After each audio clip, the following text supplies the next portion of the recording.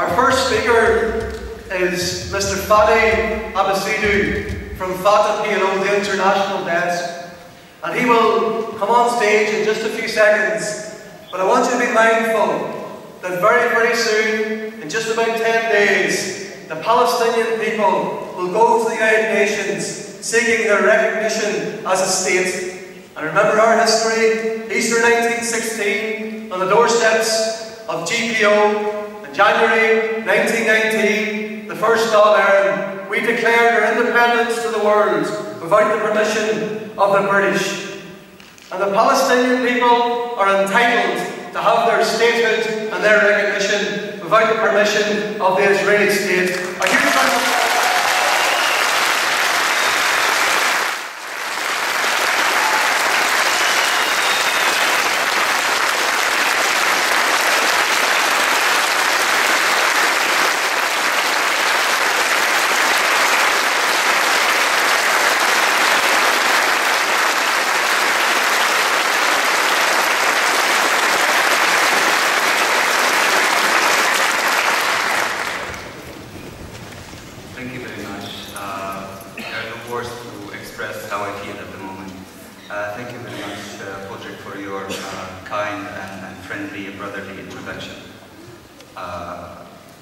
Dear brothers and sisters, dear comrades and dear Republicans, it is a great honor to be among you here today. It is particularly special to address your annual conference, the Sinn Féin Conference, which is our sister party here in Belfast during this very important and historical era of the Palestinian issue. Yesterday I had the pleasure of attending and witnessing the deliberations of your international policy towards the Middle East and Palestine in particular. I felt that I'm among friends and comrades who understand the real meaning of freedom and the value of human rights and security. I saw people who have the courage to say and stand for what they believe.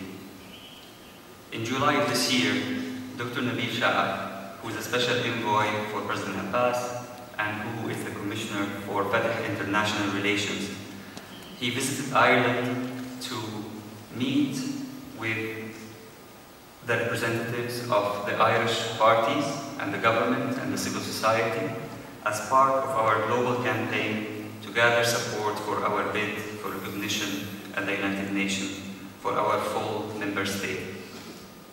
Dr. Sha'ab met with all these representatives, and among them was a comrade called Jerry Adams. During the meeting with Jerry Adams, no explanations were required and no demands were needed. Adams was forthcoming, understanding and supportive. No persuasion was necessary.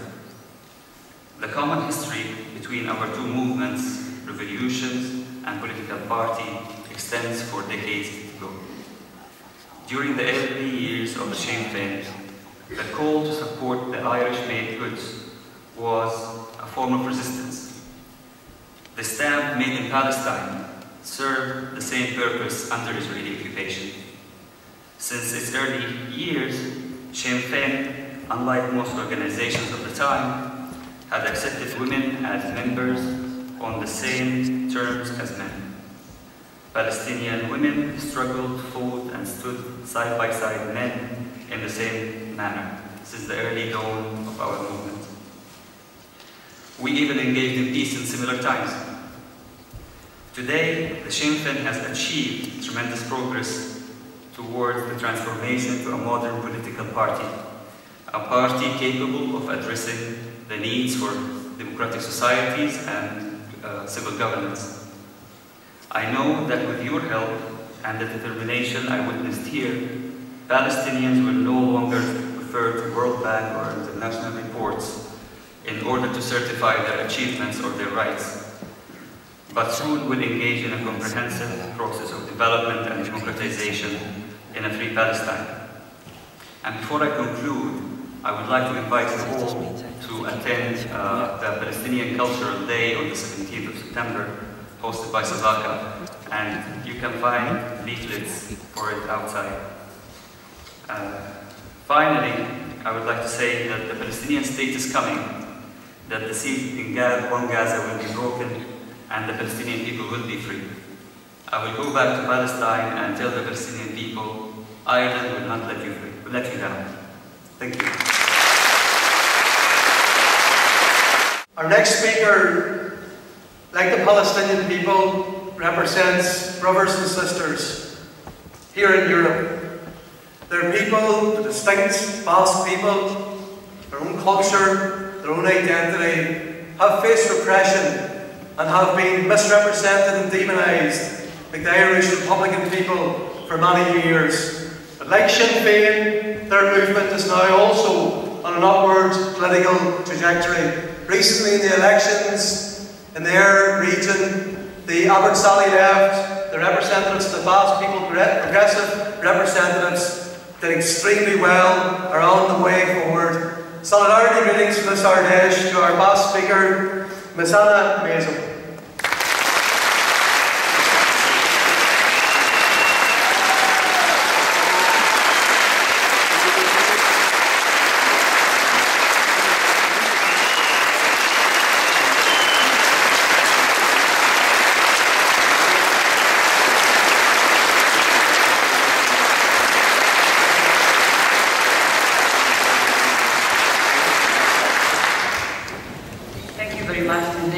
Basque country, Herr Chair, members of the SA Arcoya, international guests, comrades from the AMC and PLO, camaradas del Partido Comunista Cubano, dear comrades and friends of Sinn Féin. Thank you very much for your support during all these years, in the good and especially in the more difficult times. Your solidarity and help have been of great importance to us. Our people will never forget it. Irish and Basque have walked similar paths during history, and now we are entering that of peace and justice for our people. Now is the time. A new opportunity has opened for our country. Abertzale left has been able to promote a new peace and resolution proposal. A peace process that should bring us into a new scenario in which the right of the Basque people to decide upon its future is respected. The broad activists of Abertzale left have agreed upon a new strategy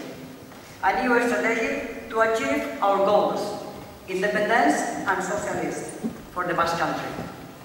We have been able to build a bridge between distinct political parties and groups, and to agree on the basic needs for a peace process to move forward through the endorsement of the Guernica Agreement. International community, including Irish Republican comrades, have been of great help in supporting and promoting the possibility for this new peace process to emerge. ETA has shown its commitment towards peace and has declared a permanent, general and internationally verifiable ceasefire. Bildu has achieved historical electoral results, becoming the party in the Basque country with the most elected representatives. It is going to be a long and difficult journey. We are aware of that. Your support and experience is going to be a great help to us. We need to develop a process that conducted according to mutual principles and based on dialogue, negotiation and agreement will achieve a new scenario for the Basque country. A democratic scenario in which all political ideas and projects can be equally defended, and in which the right to self-determination is entitled to the Basque people. A scenario with no violence, neither from the Spanish state nor from armed organizations, with no political prisoners or OTRs, where all human rights are respected. A scenario where the new Basque generations will have a proper political path to develop their legitimate aspirations, whatever those are. After 50 years of struggle, it is our time, and we are going to take advantage of it. The day that we reach our destination is ever closer. Thank you very much.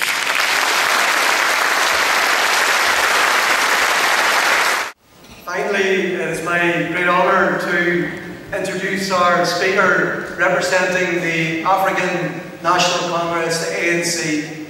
I think there's nobody in this room who hasn't been inspired by the struggle of the South African people, personified by the likes of Steve Biko and of course the great Nelson Mandela.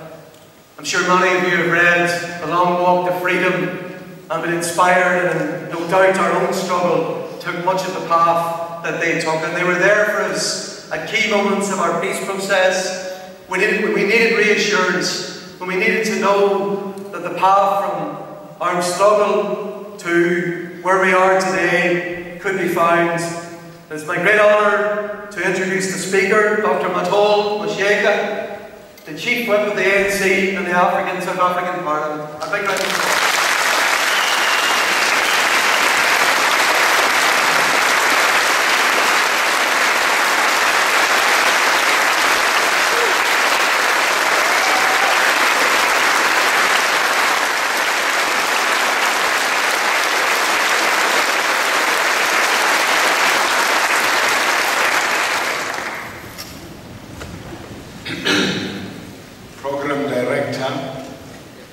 President Jerry Adams and the leadership of Sinn Féin, representatives of fraternal organizations, comrade delegates. On behalf of President Jacob Zuma and the entire leadership of the African National Congress, ANC, I bring warm fraternal greetings President Jerry Adams, the entire leadership of Sinn Féin and its membership. This invitation to address your ash offered us an opportunity to strengthen our already existing fraternal relations and solidarity. Your organization and the Irish people in general may not be aware how much your commitment to the struggle for equality, freedom and justice for all influenced and strengthened our resolve to prosecute the struggle for creating a non-racial, non-sexist, united, democratic and prosperous society in which the value of every citizen is measured by our common humanity. I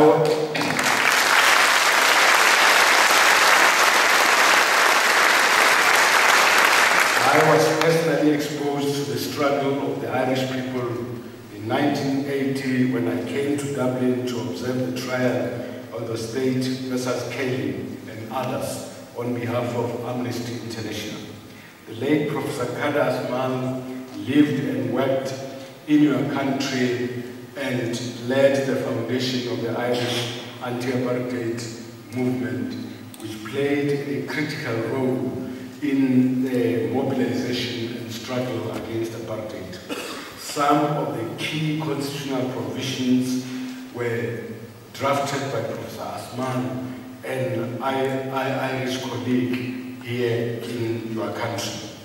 Top ANC constitutional negotiators, Comrade Cyril Ramaphosa and Matthew Posa, have already interacted with all the parties in your country to facilitate its peaceful resolution of your constitutional question. Before the democratic breakthrough of 1994, the ANC faced the same challenges as those that the Joint First Minister McInnes outlined last night. We share his view that these challenges are not insurmountable and that victory is certain. Our two organizations have much to learn from each other. We are leading a people who have been victims of colonial imperialism for many centuries. We were forcibly deprived of land and its natural resources. Our cultures, languages, and religions were suppressed, and vigorous attempts were made to degrade and dehumanize us. The democratic breakthrough of 1994 in South Africa was made possible by the realization on the part of the ANC leadership that racism and colonialism degraded and dehumanized both the oppressor and the oppressed. Thus, the ANC leadership taught us that the national liberation struggle sought to liberate both the oppressor and the oppressed and to restore the humanity of all South Africans, both black and white. In the South African context, it was particularly important to recognize and acknowledge that the struggle was directed against the apartheid colonial system, not against the white colonial settlers. In fact, in 1955, the Congress of the People led by the ANC had adopted the Freedom Charter, which says that South Africa belongs to all who live in it and recognizes the cultural, religious, and linguistic diversity of the country. Our struggle was therefore value-centered and driven. At the heart of this struggle was the humanist principle, which says, I am because you are, or we are through others. Our icon Nelson Mandela observed that this humanist Ubuntu philosophy would contribute to the creation of a new world order. President Jacob Zuma committed the ANC to building a national democratic society based on humanist values and principles. In his keynote address last night, Comrade McGuinness left me in no doubt that Sinn Féin is committed to a peaceful struggle for the creation of a national democratic society that is united, non-sectarian, inclusive, and prosperous, based on social justice, peace, and security. The ANC has learned through struggle that the religious sector is one of the motive forces in the creation of an inclusive and cohesive society. In modern societies, many people are either religious or spiritual. Your invitation of Reverend David Latima to this conference and his support for Sinn Féin's efforts to build an inclusive society is a major development that should be embraced by all of us. The relationship between President McGuinness, Vice President McGuinness, and Reverend Latima reminds one of the relationship between our OR Tambo and Reverend Trevor Huddleston. In 1987, the two convened an international conference on the plight of women and children in South Africa to raise international awareness on the plight of women and children. Learning from Trevor Huddleston and Oliver Tambo, the ANC established a Department of Religious Affairs which has facilitated the unity of all religious bodies in the country on an interfaith basis. It is our belief that the new struggle for social cohesion and nation building requires all sectors of society, including the religious sector. So we hope that the meeting and friendship between Reverend Latima and Vice President McGuinness will make the same contribution in our own country. Our movement, the African National Congress, supports your desire to achieve the right of self-determination and human rights. Since its inception, our organization defended the right of all peoples and nations to achieve and enjoy their right of self-determination.